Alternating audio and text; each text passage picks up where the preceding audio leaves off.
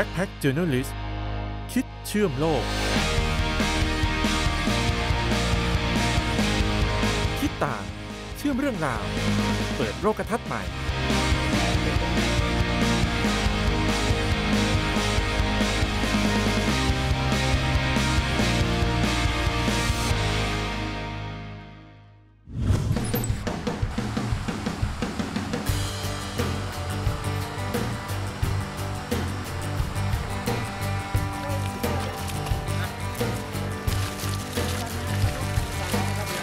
ครับตอนนี้เราก็ทำการลากกุ้งนะครับปัดถ้าจริงๆแล้วมันเหมือนกับระบบการพาเชือกนะครับก็คือแบ่งจับแต่จริงๆเนี่ยวันนี้กิจกรรมที่ทำก็ไม่ได้มีการแบ่งจับแบบเป็นการขายปกติทั่วไปที่มีการประมูลแพนะครับแต่ว่าเราจะเข้าร่วมกับโครงการประชารัฐนะครับตลาดประชารัฐของทางรัฐบาลนะครับที่เข้ามาขับเคลื่อนในส่วนของกระบวนการที่จะตอบโต้ราคากุ้งตกต่ำนะครับก็คือวันนี้เราจะไปร่วมงานที่ตลาดย้อนยุคนะครับของอำเภอปากพนังครับผมอันนี้เป็นกุ้งที่ดูครับดูได้เลยครับเป็นกุ้งที่สดๆนะครับเป็นกุ้งสดไม่มีการคัดนะครับไม่มีการดองไม่มีการทำให้สูญเสียคุณค่าทางอาหารคือเราพยายามที่จะเน้นกุ้งสดใกล้เคียงกับกุ้งเป็นนะครับเพื่อที่จะถึงมือผู้บริโภคในราคาที่ถูกกว่าท้องตลาดโดยทั่วไปนะครับถามว่าจริงๆแล้วเรื่องของการจัดการแบบนี้เนี่ยมันก็ยังยุ่งยากในเรื่องของการจัดการต้องมาลงให้ต้องมีการลากต้องมีการอะไรคือทุกอย่างเมื่อก่อนเนี่ยเราขายแบบเสร็จก็คือประมูลเสร็จปั๊บเนี่ยเราก็ทางเราจ้างทีมจับทีมอะไรแพรก็มาคัดโดยที่เราไม่ต้องมายุ่งแต่ตอนนี้เนี่ยถามว่าทุกอย่างเนี่ยในเมื่อเราต้องปรับตัวนะครับก็ทุกอย่างเราก็ต้องพยายามทำตรงไหนที่เป็นส่วนที่มันสามารถเซฟคอสได้แล้วก็เพิ่มมูลค่าได้เนี่ยเราก็ต้องเอาหมดนะครับวันนี้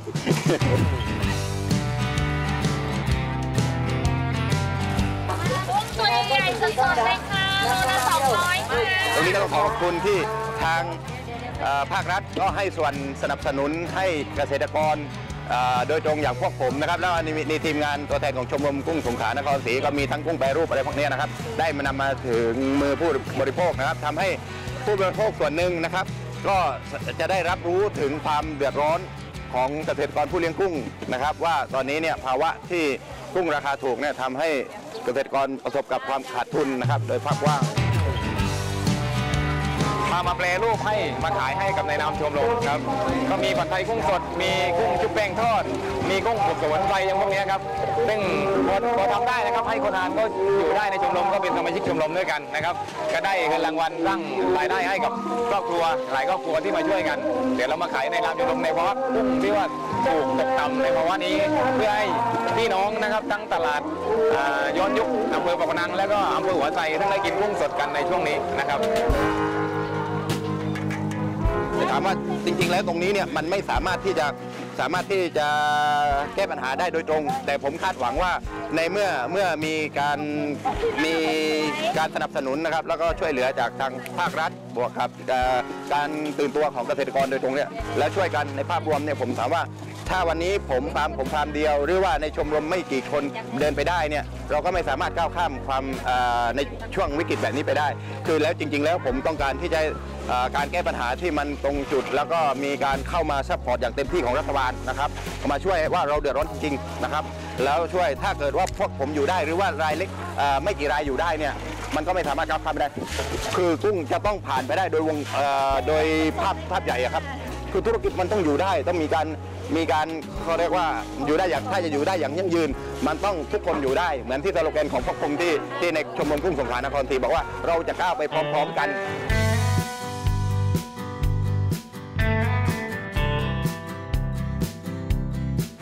ไม่ว่าจะยุคสมัยไหนเกษตรกรไทยก็พบเจอกับปัญหาของราคาสินค้าทางการเกษตรที่ตกต่ำและไม่แน่นอนผู้เลี้ยงกุ้งเองก็เช่นกันครับวันนี้พวกเขาเจอกับปัญหาและปัจจัยอะไรบ้างที่ทำให้ราคากุ้งตกต่ำรวมไปถึงพวกเขาจะมีวิธีการแก้ไขปัญหาเหล่านี้อย่างไรเราผลิตกุ้งได้ 2.9 แสนตันเนี่ยเราบริโภคภายในประมาณสัก 50,000 ถึง 60,000 ตันนะครับส่วนที่เหลือก็ต้องส่งออกมันเลยทำให้ราคาของกุ้ง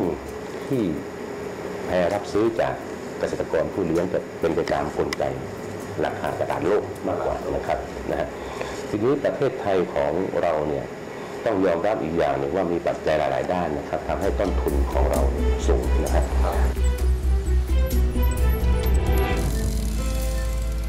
ถ้าพูดถึงดีมานด์ซัพพลายปีนี้ดีมานด์ซัพพลายใช้ไม่ได้เลยเราพูดกันตรงๆตอนนี้กุ้งไม่มีนะฮะกุ้งมีน้อยมาก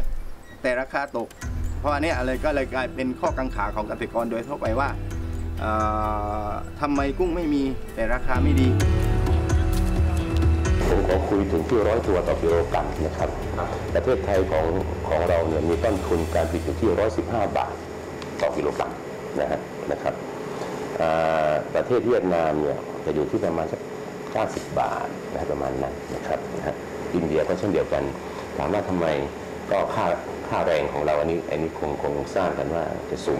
แล้วก็มีค่าปัจจัยการผลิตต่างๆที่มันมีเรื่องภาษีเข้ามาและค่าไฟฟ้าก็ค่อนข้างจะสูงหน่อยนะครับวันนี้อาหารกุ้งยังคงใช้กับผู้ผลิตก็คือบริษัทต่างๆนะครับซึ่งมีหลายบริษัทเหมือนกันนะครับแล้วก็แม้แต่ปัจจัยการผลิตนะฮะแล้วก็อีกอย่างการเลี้ยงกุ้งในปัจจุบันเนี่ยนะฮะค่อนข้างจะก้าวหน้าไปเยอะ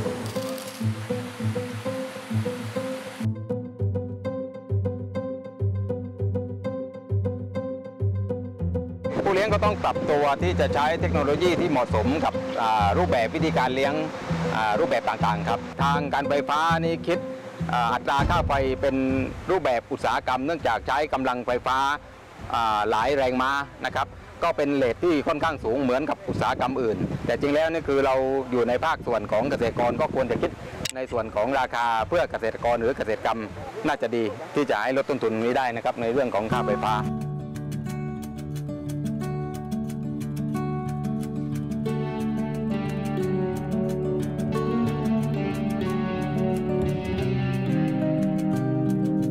ผมอยากให้ทุกคนพึ่งตนเองให้ได้ลดต้นทุนการผลิตให้ได้ณวันนี้เนี่ยเราต้องแข่งขันกับตลาดโลกกับศักยภาพของความใหม่ในการผลิตกุ้งหลายๆประเทศที่เขาเป็นพื้นดินใหม่ที่เกิดขึ้นนี้ต่อไปบราซิลก็จะเกิดขึ้นมาอีกที่เป็นประเทศที่ค่อนข้างจะทำได้ดีขึ้นมานะครับหลายๆประเทศที่เป็นพื้นที่ใหม่เนี่ยเขาได้เปรียบเราเรื่องของต้นทุนธรรมชาตินะครับถ้าพวกเราเนี่ยพยายามผมคิดว่าถ้าปรับตัวให้ทำให้ต้นทุนต่ำที่สุดได้เป็นการดีครับเพราะว่าถ้าวันนี้เรายังแบกรับภาระของต้นทุนสูงอยู่เนี่ยบางทีความเสี่ยงมันสูงแต่มันไม่คุ้มเหนื่อยครับ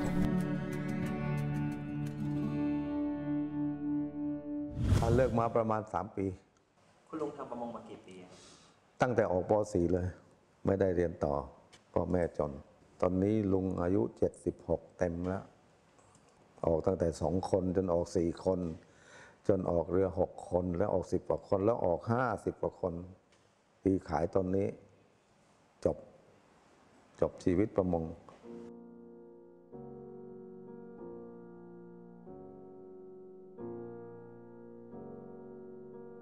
ณวันนี้บางสะเลจังหวัดชลบุรีกำลังเปลี่ยนแปลง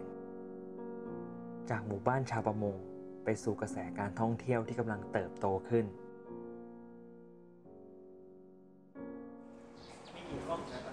26รวมทั้งตึกด้วยทั้งหมด26 ห้องเล็กๆน้อยตอนนี้ที่คือเราเดินอยู่คือเป็นสะพานปลาครับนี่อันนี้สะพานปลาเก่าเราก็ทำมาทีละเมื่อก่อนเป็นสะพานไม้พอเป็นสะพานไม้แล้วก็เราพอมีทุนปั๊บเราก็ต่อปูนไปทีละท่อนเนี่ยแล้วก็ปีนึงก็ต่อมาอีกท่อนนึงปีก็ต่อมาอีกท่อนนึงต่อมาอีกท่อนนึงจนไปถึงปลายสะพานนู่นแหละแล้วทีนี้พอเราเลิกประมงแล้วไม่รู้ทำอะไรก็อันนี้ก็ตากหมึกตากปลาสร้างขึ้นมาถ้าทำทีเดียวไม่มีปัญญาหรอกวันนี้คนเยอะไหมคนมาเยอะวันนี้พอได้วันนี้น่าจะเต็มครับวันนี้วันเสาร์เนี่ยเรือเมื่อก่อนเนอะจอดสะพานเนี่ยลุงชิดก็ไม่ได้ออกแล้วนะเห็นไหมนี่เรือลุงชิดใช่ไหมนู่นลำโน้นลำนอกนู่นจอด3 ปีแล้วมั้งของลุงชิดเนี่ยก็รีสอร์ทก็ทำไว้ให้ลูกเขาก็ประมาณ3 ปีตอนนี้อาชีพประมงมันก็ไม่ดีแล้วอ่ะข้อบังคับกฎเกณฑ์อะไรต่างๆมันเยอะรับไม่ไหวตอนนี้รีสอร์ทเยอะ ราะต่างคนก็ไม่มีอาชีพอะไรก็ต้องทำมีบางคนก็มีที่เราไปกู้เงินเข้ามาทำนะตอนนี้เยอะเลยจาก100%เรือประมง100%เหลือไม่เกิน 10%ที่เหลือจะก็ออกมั่งไม่ออกมั่งเพราะไม่มีคนงาน แล้วก็กฎหมายพรบประมงมันไม่นิ่งเดี๋ยวจะต้องทำไอ้นี่เดี๋ยวต้องทำไอ้นี่เดี๋ยวต้องทำไอ้นี่ไอ้นี่พอทำประมงทำให้หมดแล้วยังไม่ได้อีกกฎหมายมาใหม่อีกแล้วเปลี่ยนแปลงกันอีกมันหลายอย่างทุกคนก็ต้องยอมขายไปบ้างเลิกไปบ้างจอดให้จมไปบ้างมีแต่เรือท่องเที่ยวอยู่ลำนึงมารับแขกตกปลาเหลือลำเดียวจาก4 ลำเหลือลำเดียวขายไปซะ2-3 ลำ2 ลำไปจอดอยู่ประจวบลำหนึ่งอยู่นี่ลำหนึ่งลำเล็กเนี่ยทุกคนบางคนก็มีลังมั่ง2 ลังตามลังแล้วแต่หากินวันหนึ่งไม่ได้ดีอะไรมากมายก็คือส่วนมากก็จะหันมาทำรีสอร์ทกับแม่ค้าตลาดนัดบางสะเลคนมันเที่ยวเยอะไหมครับในช่วงที่ผ่านมามากขึ้นกว่าเดิมเยอะ1โรงแรมก็เกิด2รีสอร์ทเยอะแล้วเดี๋ยวนี้ยุคโซเชียลเนาะก็พอคนเอาเว็บไปเผยแพร่จริงแล้วมันมีสถานที่ท่องเที่ยวเยอะๆใกล้ๆแถบเนี้ยคนก็กระจายที่พักมาช่องแสมสารบางสะเลติดทะเลมีที่เที่ยวครบที่กินอะไรอย่างเงี้ยและนี่ก็เป็นอีกหนึ่งในอดีตผู้ประกอบอาชีพประมงที่ผันตัวเองมาสู่อาชีพใหม่น้ำดื่มของเรานี่ก็กระจายไปทั่วเพราะว่าเมื่อก่อนจะกระจุกอยู่แต่ร้านส่งใช่ไหมแต่ตอนนี้ก็ไปถึงรีสอร์ทซอกไหนมันก็มีหมดก็ทำให้แบบดีขึ้นรายได้ดีขึ้นมันสามารถทดแทนรายได้ของประมงไม่ได้คืออาชีพมันต่างกันผมว่าประมงดีฝ่านะเพราะว่าผมชอบประมงเพราะว่ารายได้มันผิดกันเช้าวันนี้ที่สะพานปลาพ่อค้าแม่ค้ายังคงมารับปลาไปขายให้ตลาดและพวกเขามองบางสะเลในวันนี้อย่างไรจากที่ว่ามันถ้าพูด2 แง่แล้วกันนะถ้าความรู้สึกของพี่นะดีคือว่าคนในพื้นที่ก็เริ่มเหมือนถ้าใครมีทุนก็เริ่มจะทำรีสอร์ทอะไรเงี้ยนะมันก็ดีก็มีเนี่ยแต่ที่ไม่ดีก็เหมือนมันก็เอาความวุ่นวายเข้ามาเนี่ยลดเยอะมากกว่าเก่าอะไรจากที่เราเคยเป็นแบบเล็กๆเงียบๆนะแต่เขาคงอยากให้มันเจริญขึ้นพี่ก็ว่านะมันก็ดีเอาดีแล้วกันปลาที่ใช้กินน้อยลงมากเขาก็ต้องไปเอาตามตลาดใหญ่ๆส่วนมากก็ส่งมาจากมหาชัยเพราะว่าแหล่งประมงมันยังคงได้เยอะมากกว่าถามว่าพอมาถึงผู้บริโภคจริงๆแล้วอยู่แหล่งทะเลจริงแต่ไม่ได้กินของสดไงกินแต่ของที่แช่มาแล้วท่องเที่ยวมาไม่มีอาหารทะเลขายไม่มีวัสดุมาป้อนพวกนักท่องเที่ยวมาทะเลเขาก็ต้องกินอาหารทะเลมาทะเลมากินไก่ย่างหมูย่างเขาก็ไม่เวิร์กเพราะต้องมามีหอยมีปูมีปลามีแมงดาแต่ทีนี้เรือประมงมันไม่มีเรือเล็กๆอยู่ไม่กี่ลำไม่พอซึ่งคนที่ประกอบเรือประมงพื้นบ้านอะไรก็จริงพอเอาเข้ามาไม่ได้ขายให้กับชุมชนเองแต่เป็นขายให้กับร้านค้าที่ขายให้นักท่องเที่ยวอีกทีหนึ่งซึ่งราคาก็สูงคนพื้นถิ่นไม่ได้กินของถูก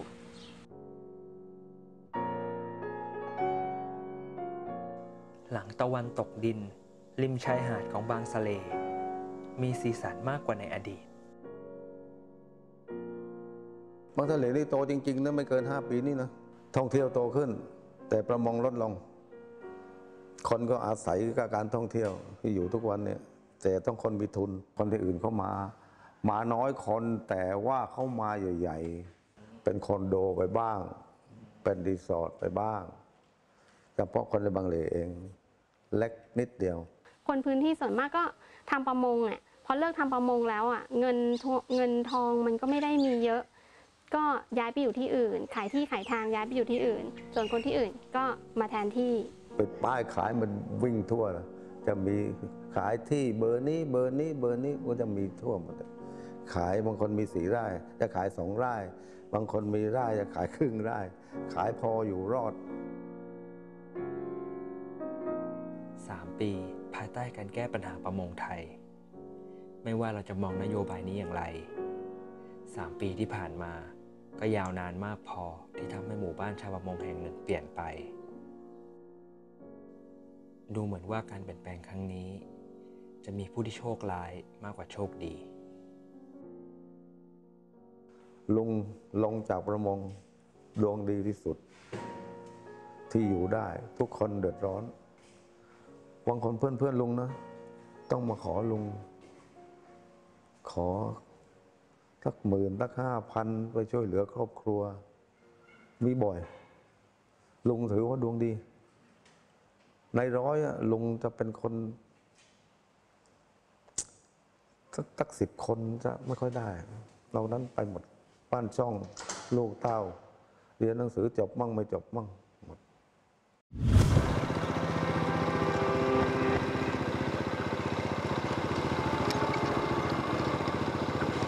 นี่มีอยู่ยอมเดียวเดี๋ยวนี้เหลือแค่นี้ตรงนี้ถนนสายนี้สายเดียวแล้วก็ทางนู้นสายเดียว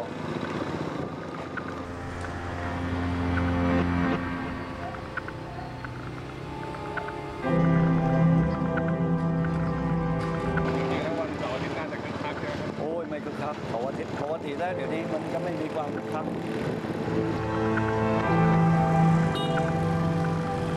กาแฟผมตอนนี้ลดลงมากเลยครับคือจะปิดดีหรือไม่ปิดดีเพราะว่าวันหนึ่งขายก็อย่างเก่งก็ไม่ถึง10 แก้วกาแฟแก้วละ10 บาทปกติและอยากให้เพื่อนฝูงมานั่งคุยในชมรมเพราะคนในพื้นที่เดี๋ยวนี้ก็ลูกอะไรออกไปต่างจังหวัดไปเรียนสูงก็ทำงานในต่างจังหวัดไม่ค่อยได้อยู่บ้านกันแล้วเหลือแต่คนแก่ๆเฝ้าบ้านเพราะการธุรกิจตรงนี้มันยากแล้วดูทำขึ้นมาเราจะหวังผลทางคนมาเลเดินเข้าออกเหมือนสมัยก่อนไม่ได้แล้วคือมาเลเซียเขาจะเข้ามาเดินชมภูมิประเทศอย่างหนึ่งแล้วก็ซื้อของกินแล้วก็มีบางส่วนที่ว่าเข้ามาซื้อข้าวสารมั่งอาหารแห้งอะไรพวกนี้ไปนิดหน่อยเท่านั้นเองและส่วนมากจะผ่านเป็นทางผ่านส่วนมากจะเข้าอันใหญ่มากกว่าอำเภอสะเดาจังหวัดสงขลาเป็นพื้นที่ที่รัฐบาลประกาศให้เป็นเขตเศรษฐกิจพิเศษครับมีแผนพัฒนาและโครงการต่างๆเข้ามามากมายครับแต่โครงการเหล่านี้ครับจะส่งผลกระทบต่อคนในพื้นที่ไปทิศทางไหนกันบ้างครับชาวบ้านเราเนี่ยส่วนมากยังไม่รู้เลยว่าเศรษฐกิจพิเศษนี้รัฐบาลจะมาสร้างอะไรไว้ให้หรือคนในท้องถิ่นนี่จะมีผลประโยชน์อะไรมั่งก็ยังไม่มีใครรู้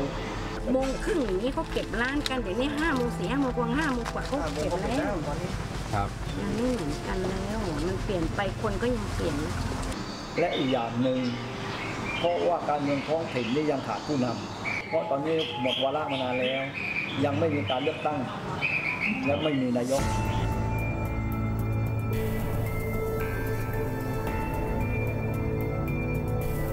คืออาชีพหน้าด้านนั้นพออยู่ได้แต่ว่าในราชสกปรกมากสกปรกเลยครับร้านค้าร้านอะไรนี่ไม่ค่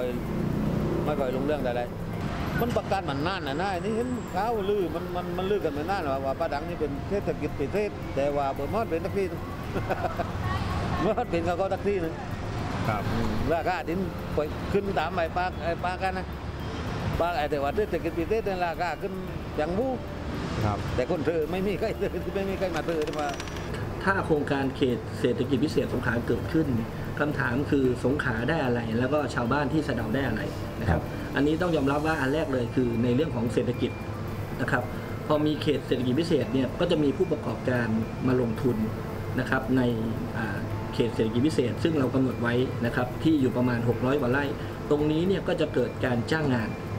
คนในพื้นที่นะครับการจ้างแรงงานแล้วก็ประชาชนพี่น้องคนในสงขลาสะเดาก็จะได้รับอานิสงส์ในเรื่องของการมีรายได้มีงานทำนะครับ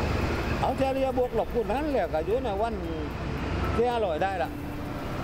วันที่อร่อยอยู่ได้เราเอามากมาจดหน่อยไปจดมาก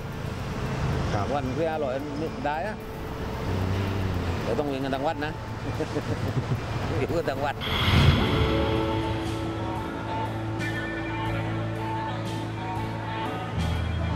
เพราะว่าบ้านเมืองนี้เราแฝงไว้กับประเทศมาเลเซียเมืองนี้ใช้เงินมาเลเซียได้แล้วอยู่ไปเนี่ยราคาเงินค่าของเงินมาเลเซียมันตก ก็ไปกันใหญ่เลยครับ ชาวบ้านคิดอย่างเดียวว่าให้นักท่องเที่ยวมาเลเซียได้สิงคโปร์แล้วก็อินโดนีเซียเข้ามาเที่ยวแลกเงินหน่อยครับ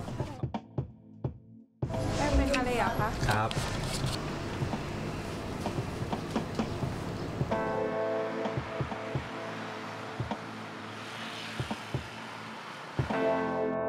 ที่นี่ส่วนมากจะคนกลุ่มทำงานแล้วก็กลุ่มนักท่องเที่ยวก็มีบ้างแต่ว่าที่ขายได้หลักๆส่วนมากจะเป็นกลุ่มนักท่องเที่ยวที่เขาเข้าไปทำงานในมาเลเซียพวกที่เป็นคนชาวเวียดนามอะไรเนี่ยแล้วก็คนไทยที่เข้าไปทำงานในมาเลปุ๊บแล้วก็ทีนี้เขาจะเข้ามาซื้อเสื้อเพราะว่าเสื้อผ้าของผมแฟชั่นของผมมันก็จะต่างกับที่ในมาเลนึงเพราะในมาเลเขาจะเน้นแบบชุดยาวๆหน่อยประมาณนั้นรายได้จากกลุ่มลูกค้าที่เข้าไปทำงานในมาเลมากกว่าครับพูดไทยยังไม่ได้ต้องพูดเวียดนามพูดจีนกลางมาเลย3 ภาษาเศรษฐกิจพิเศษสำหรับผมก็คือถ้ามันทำให้เศรษฐกิจมันดีขึ้นคนเข้ามาคนมาเลเข้ามาจับจ่ายใช้สอยในบ้านเรามันก็ดีขึ้นฮะจะทำให้เรามีรายได้เหมือนคนในด่านนอกทุกคนเนี่ยจะได้มีรายได้เยอะขึ้นครับแล้วช่วงกลางวันพี่มิตรทำอะไรบ้างครับสมมติถ้าลูกค้ามีแขกที่โทรมาก็คือไปส่งลูกค้าแบบตามสถานที่ต่างๆไงเหมือนก็เขารับจ้างเนี่ยคือก็หมอไปส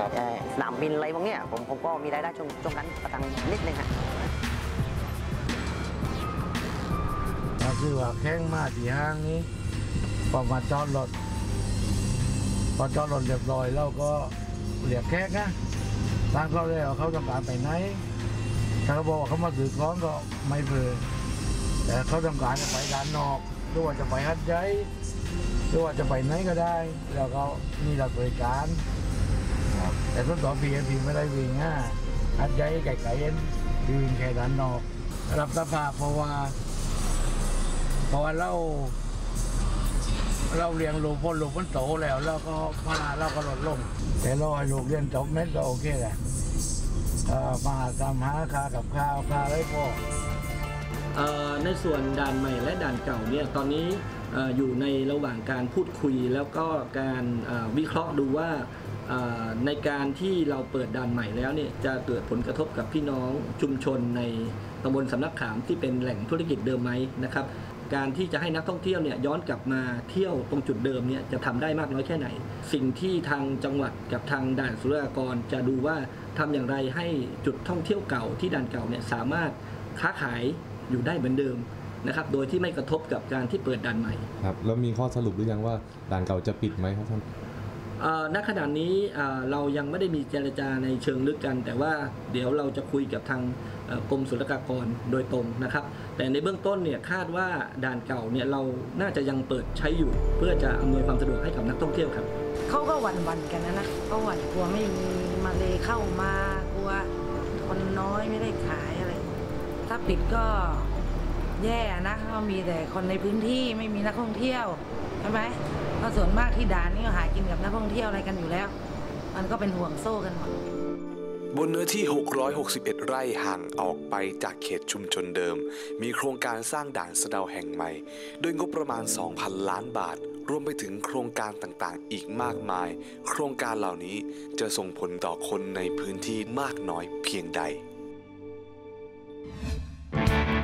คุณผู้ชมอยากให้ Backpack Journalist เดินทางไปหาคำตอบในประเด็นอะไรสามารถร่วมแสดงความคิดเห็นและสื่อสารกับเราผ่านทาง facebook.com/backpackjournalisttpbs